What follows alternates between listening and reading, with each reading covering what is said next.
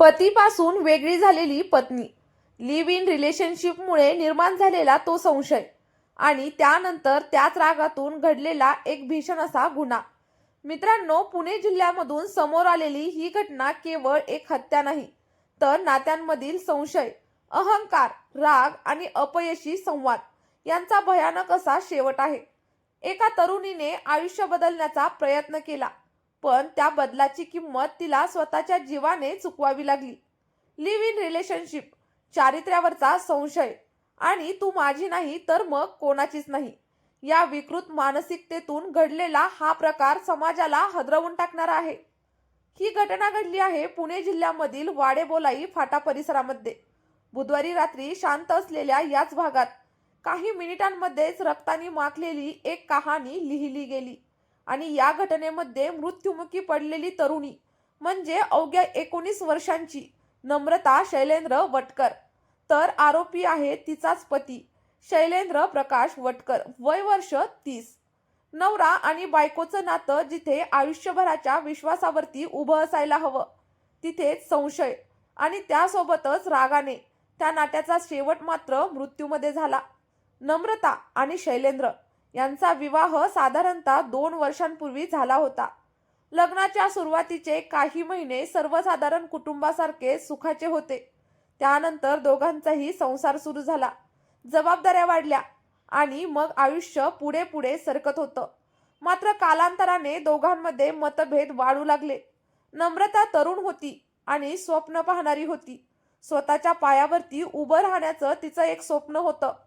6 महिन्यांपूर्वी नम्रताला एका खाजगी कंपनीमध्ये नोकरी देखील मिळाली आणि हीच नोकरी तिच्या आयुष्यामधील एक टर्निंग पॉइंट ठरली. घराबाहेरचं जग, नवे लोक, नवे विचार आणि याच दरम्यान तिची ओळख शाहरुख दस्तगीर पठाण याच्याशी झाली. सुरुवातीला अगदी साधी ओळख असलेलं नातं हळूहळू मैत्रीमध्ये बदललं आणि त्यानंतर जवळकीत बदललं.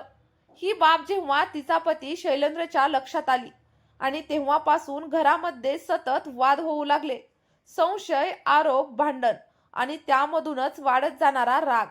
नम्रताच्या चारित्र्यावरती संशय घेतला जाऊ लागला आणि संवादाऐवजी टोमणे, समजुतीऐवजी संशय आणि प्रेमाऐवजी आता नियंत्रण सुरू झालं होतं.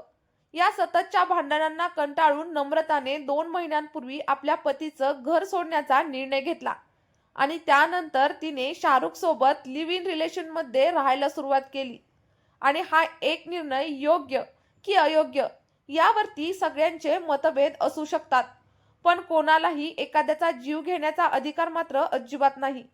नम्रता घर सोडून गेली असली तरी देखील तिचे सोन्याचे दागदागिने तिचा पती शैलेंद्रकडेच राहिलेले होते आणि ते दागिने परत मिळवण्यासाठी नम्रताने 22 जानेवारी रोजी शैलेंद्रशी संपर्क साधला आणि इथूनच या भीषण अशा घटनेची सुरुवात झाली. दागिने परत देण्याच्या बहाण्याने शैलेंद्रने नम्रताला वाडेबोलाई फाटा परिसरामध्ये भेटण्यासाठी बोलवलं. वरकडनी ही साधी भेट वाटत होती, पण मनात मात्र सुडाची आग धगधगत होती. त्या रात्री साधारणतः 9:30च्या सुमारास नम्रता तिचा प्रियकर शाहरुख आणि मित्र हरीश यांच्यासोबत त्या ठिकाणी पोहोचली. शैलेंद्रने नम्रताला जोगेश्वरी शाळेच्या मागील बाजूस एकटीलाच यायला सांगितलं आणि शाहरुखला बाहेरच थांबण्यास सांगण्यात आलं. नम्रताला काहीही संशय आला नाही. कदाचित तिला वाटलं असेल की दागिने घेऊन ती पुन्हा आपल्या आयुष्याकडे परत जाईल. पण मित्रांनो, नियतीनं तिच्यासाठी काहीतरी वेगळंच लिहून ठेवलेलं होतं. त्यानंतर काही क्षणातच परिसरामध्ये नम्रताच्या जोरदार किंचाळ्या ऐकू आल्या. आवाज ऐकता शाहरुख त्या दिशेने धावत गेला आणि त्याने पाहिलेले दृश्य आयुष्यभर विसरू न शकणारं होतं. शैलेंद्र नम्रताच्या गळ्यावरती आणि तिच्या चेहऱ्यावरती धारदार शस्त्राने वार करत होता. रागाने त्याचा चेहरा अगदी लालबुंद झालेला होता आणि तो थांबायला अजिबातच तयार नव्हता. आता शाहरुखला पाहताच शैलेंद्रने शस्त्र तिथेच फेकून दिलं, बाईक सोडली आणि त्यानंतर अंधाराचा फायदा घेत त्याने तिथून पळ काढला. इकडे नम्रता मात्र रक्ताच्या थारोळ्यामध्ये पडलेली होती.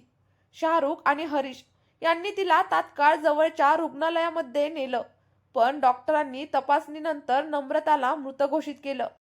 ही बातमी सगळीकडे पसरताच संपूर्ण परिसरात मात्र एकच खळबळ उडाली.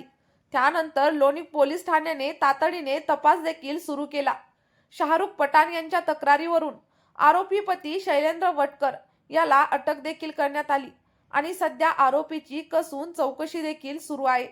या प्रकरणाचा पुढील तपास पोलीस करतच आहेत. अवघ्या 19 वर्षांच्या नम्रताचा असा काही अंत केवळ एका कुटुंबासाठीच नाही, तर आपल्या संपूर्ण समाजासाठी विचार करायला लावणारा आहे. चारित्र्यावरती संशय घेत एखाद्या स्त्रीचा जीव घेणं हा केवळ एक गुन्हा आहे की समाजामध्ये खोलवर रुजलेली मानसिकता?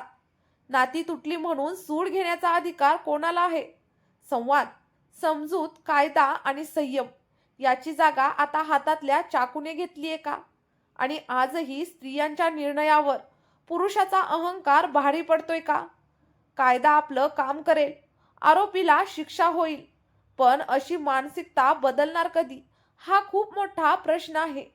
मित्रांनो, या संपूर्ण घटनेवरती तुमचं नक्की काय मत आहे? लिव्ह इन रिलेशनशिप, संशय आणि राग यावर तुमचं मत काय आहे हे मला व्हिडिओच्या कमेंट बॉक्समध्ये नक्कीच सांगा.